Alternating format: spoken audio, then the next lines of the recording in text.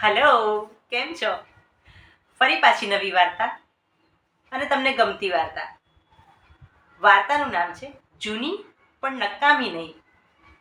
ગયા વખતે મેં તમને વાત કરી હતી નવા વર્ષની, એમાં શું નવું હોય.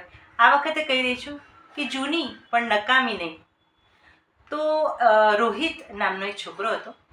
એણે અચાનકથી ઘરે આવી અને એનું એક શર્ટ હતું, એણે છૂટું ફેંક્યું કે મમ્મી મને આ શર્ટ નથી ગમતું. તો એની મમ્મીએ કીધું કે બેટા હવે તે શર્ટને જમીન પર ના ફેંકાય, તારે ના પહેરવું હોય તો ના પહેરીશ, પણ આ ટેવ સારી નથી, એને વ્યવસ્થિત રીતે મૂકી દે, તારે ના પહેરવું હોય તો ના પહેરીશ. એણે કીધું મને નથી ગમતું અને એણે શર્ટ ઉઠાવ્યું, એની મમ્મીને હાથમાં આપ્યું કે તું મૂકી દે.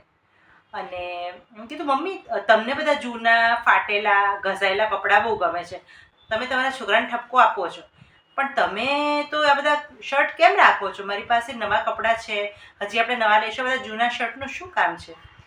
તો એની મમ્મીએ કીધું કે બેટા સ્કૂલ ડ્રેસ છે, એને આવી રીતે ફેંકાય નહીં ને. તો એણે કીધું પણ મમ્મી નવો સ્કૂલ ડ્રેસ છે ને, તો હું જૂનો કેમ પહેરું?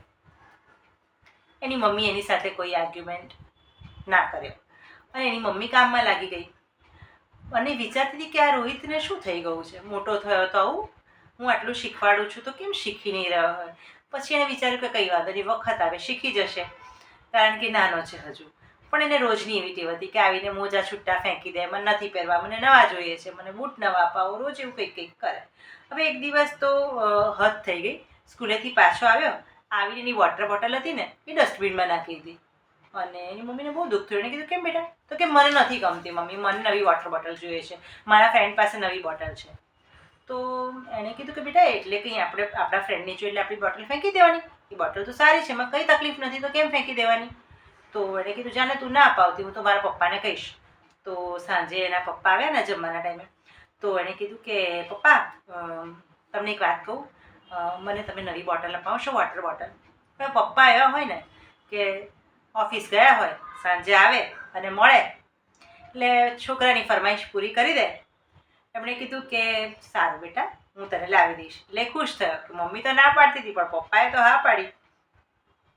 પણ છતાં પણ એની મમ્મી એને વારે વારે ટોકતી અને કહેતી કે બેટા જૂની વસ્તુઓ સાચવી રાખવાની. એવું નહીં કે તમે બહુ વર્ષો જૂની સાચો, પણ આપણી જો વસ્તુ સારી હોય તો એને કેમ ફેંકવાની?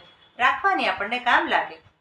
હવે એક દિવસ એ સ્કૂલ બેગ લઈ અને નીકળ્યો સ્કૂલે જવા યુનિફોર્મ પહેરીને. અને એના સરસ યુનિફોર્મ, સરસ એના શૂઝ, સોક્સ બધું પહેરીને ગયો. અને જેવો જતો હતો ને તો અચાનક મુશળધાર વરસાદ ચાલુ થઈ ગયો. અને વરસાદ બહુ હતો, એણે બહુ કોશિશ કરી ઝાડ નીચે ઊભા રહેવાની, પણ એ ભીંજાઈ ગયો. તો એને થયું કે હવે શું કરું, જો આવો ને આવો જઈશ સ્કૂલે તો પછી હું કઈ રીતે બેસી શકીશ. તો એને થયું એના કરતાં ઘરે જતો રહું. તો એ ઘરે ગયો.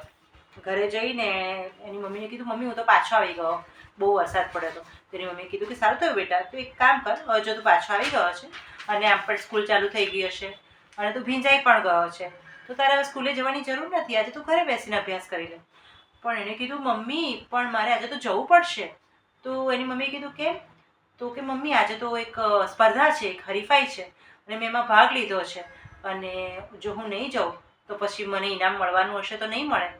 તો એની મમ્મીએ કીધું કે અચ્છા, પણ હવે આ તારો સ્કૂલ ડ્રેસ છે તો ભીંજાઈ ગયો છે અને બીજો તો લોન્ડ્રીમાં ગયો છે, અને તું એવું હોય તો સાદા કપડાં પહેરીને જા. એણે કીધું ના મમ્મી, યુનિફોર્મ પહેરીને જ જવું પડે સ્પર્ધામાં, તો મને નહીં આવવા દે નહીંતર. તેની મમ્મીએ કીધું હવે શું કરીશ, કારણ કે પેલો સ્કૂલ ડ્રેસ તો લોન્ડ્રીમાં છે અને આ તો ભીંજાઈ ગયો છે. તો બિચારો રડવા જેવો થઈ ગયો. એની મમ્મીએ કીધું કે ઊભો રહે હમણાં. એની મમ્મીએ પલંગની ડિક્કીમાં મૂકી દીધેલો એનો જૂનો સ્કૂલ ડ્રેસ જે ફેંકી દેવાનો હતો એ કાઢ્યો અને એને કીધું કે લે બેટા, મેં તો આ ઇસ્ત્રી કરીને સાચવીને રાખ્યો છે, ક્યારેક તને કામ લાગે ને. જૂનો પણ કામનો છે ને, નકામો નથી ને. તો એની આંખમાં આંસુ આવી ગયા. એણે કીધું મમ્મી આજે મને ખબર પડી કે તું જૂની વસ્તુ કેમ સાચવી રાખતી હતી.